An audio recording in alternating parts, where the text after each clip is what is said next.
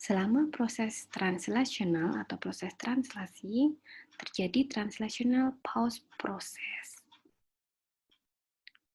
Dengan alasan memberikan kesempatan ribosom enough time untuk melekat pada retikulum endoplasma membran sebelum menyelesaikan rantai polipeptida, sehingga memastikan bahwa protein tidak terilis atau dilepaskan ke dalam cytosol.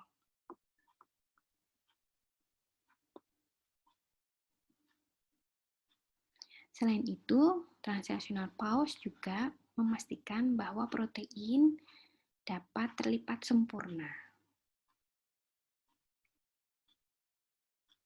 Protein tidak terlipat sempurna sebelum mencapai translokator pada retikulum endoplasma membran. Sebagai pengetahuan bahwa protein akan berfungsi secara sempurna apabila dia terfolded atau folded protein atau dia compact structure ya. Yang kedua, selanjutnya adalah translokasi soluber protein ke dalam lumen dari retikulum endoplasma membran. Sebetulnya ini mirip-mirip saja ya, mekanismenya sudah saya sebutkan sebelumnya, cuman bedanya adalah major polipeptide, rantai polipeptidenya dirilis pada lumen retikulum endoplasma.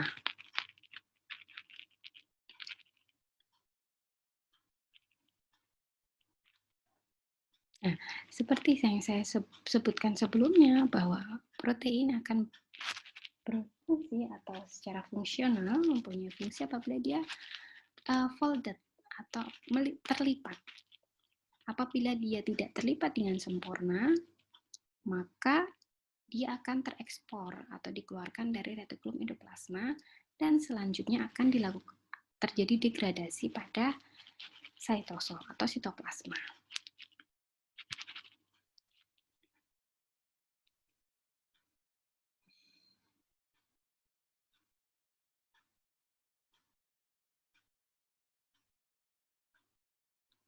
Berikut ini adalah secretory pathway of protein synthesis and sorting. Seperti saya jelaskan sebelumnya, bahwa protein itu disintesis pertama kali di ribosom, kemudian terikat pada retikulum endoplasma kasar. Selanjutnya, pada saat translasi selesai di retikulum endoplasma, rantai polipeptida akan dimasukkan ke dalam membran retikulum endoplasma atau dirilis ke dalam lumen. Sisanya pindah ke vesikula transportasi yang bergabung bersama dengan Golgi apparatus. Nah, seperti saya sebutkan sebelumnya, kenapa? Karena protein ini selain dia disintesis, dia harus ditransport ke tempat lain yang membutuhkan sesuai dengan targetnya. Nah, maka inilah pathway atau mekanisme bagaimana protein itu disekresikan ke luar sel.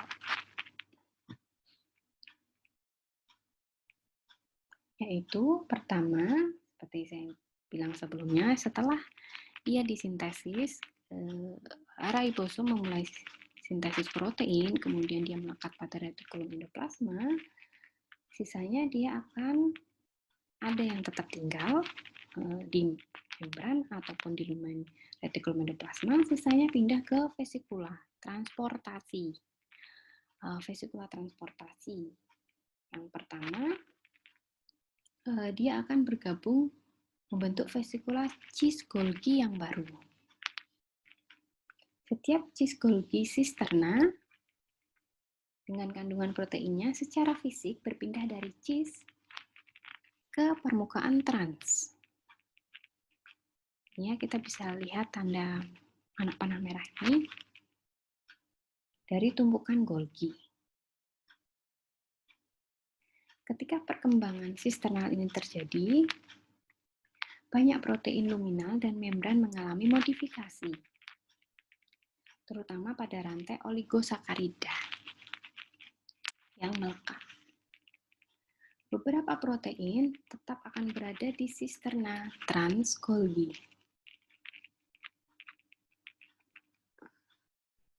Sementara, yang lain bergerak melalui vesikula kecil ke permukaan sel atau ke dalam lysosom.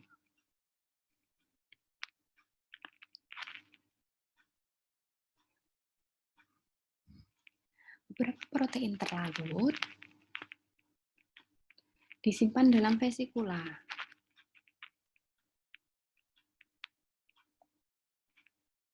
Vesikula sekretori. Dan ya, vesikula sekretori, dan kemudian hanya dilepaskan setelah sel menerima signal syaraf atau hormonal yang sesuai. Sekresi ini diatur ya. Di semua sel, protein tertentu bergerak ke permukaan sel dalam vesikula transport dan disekresikan secara terus-menerus. Ini yang disebut dengan sekresi konstitutif. Seperti protein yang dapat larut, protein membran integral bergerak melalui vesikel transportasi dari retikulum endoplasma kasar ke cis Golgi dan kemudian ke tujuan akhirnya.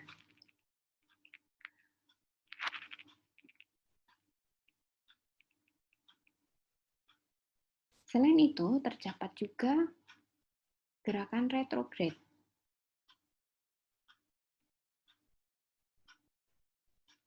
yaitu vesikel transportasi kecil ini ya, vesikel transport kecil ini mengambil protein protein endoplasmik retikulum yang bermigrasi, yang sudah bermigrasi ke cis Golgi ini untuk kembali ke retikulum endoplasma kasar. Itu namanya retrograde.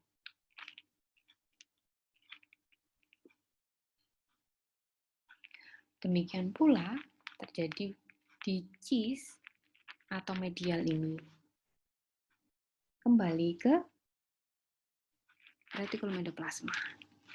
Namanya juga transport retrograde melalui vesikel kecil.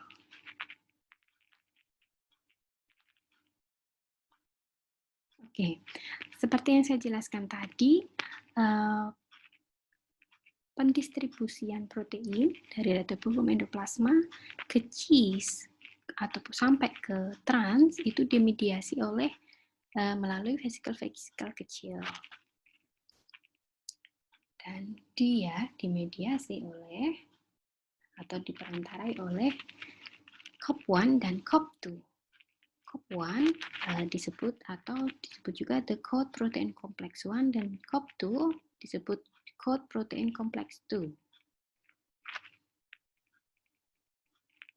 Untuk mentransfer protein yang sudah terlipat dari retikulum endoplasma menuju badan Golgi, maka diperlukan perantara berupa vesikel ini ya,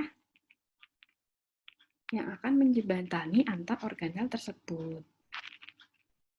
Adapun retikulum endoplasma akan menghasilkan vesikel yang berbeda sesuai dengan target yang diharapkan, sehingga diperlukan suatu signal yang akan direspon oleh organel target tertentu.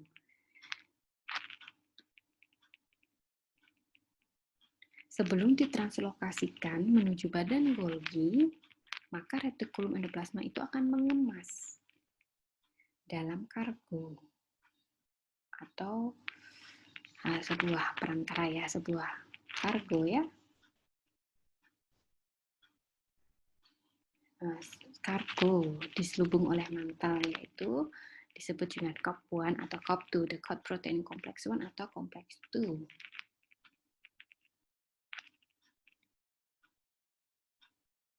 Setelah terkonsentrasi dalam suatu membran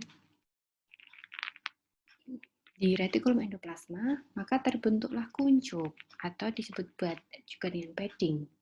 Dan selanjutnya terbentuklah vesikel. Setelah terbentuk vesikel yang di dalamnya berisi protein, maka protein tersebut akan ditransfer menuju badan Golgi. Seperti halnya translokasi protein, di dalam protein tersebut juga terdapat SRP atau signal sequence, signal recognition portion ya. Nah, tadi di depan sudah saya sebutkan.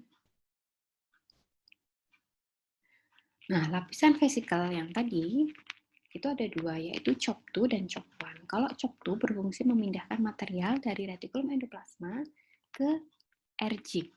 Ya, RGIC itu AR Golgi Intermediate Compartment ini.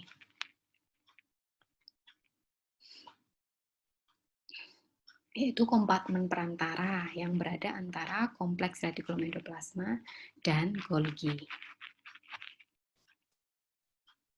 Selain itu, selain CHOP1 juga ada selain CHOP2 juga ada CHOP1. CHOP1 ini memindahkan material ke arah yang sebaliknya, yaitu yang tadi saya sebutkan retrograd tadi ya, dari RG dan Golgi, kembali ke arah retikulum endoplasma, atau dari transgolgi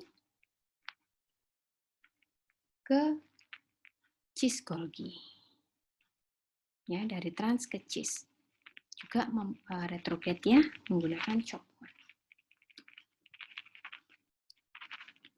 Nah, berikut ini beberapa macam sekretarial protein yang biasa kita temukan pada vertebrata. Ada beberapa contohnya, ini bisa dibaca sendiri ya.